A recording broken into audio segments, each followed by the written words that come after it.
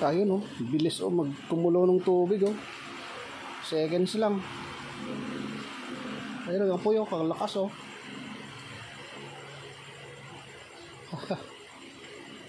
Oh, kung nakuha niya na apoy, dire-diretso na yan. Sadyang pang ulam lang tsaka pang tubig para wala nang inin-inin. Pagkanin kasi kailangan hinaan mo.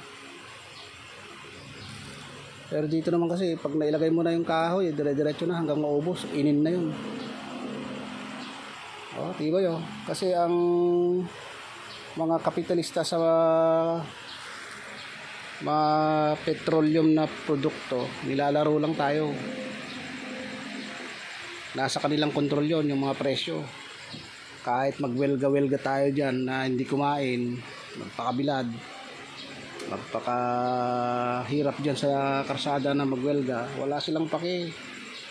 Kahit di ka pa kumain, ang pake nila. Kaya dapat gawa na lang ng paraan para makatipid, gano'n. Lalaro lang tayo, kailangan marunong tayong maging adaptable para makakope tayo sa mga gastusin. Okay.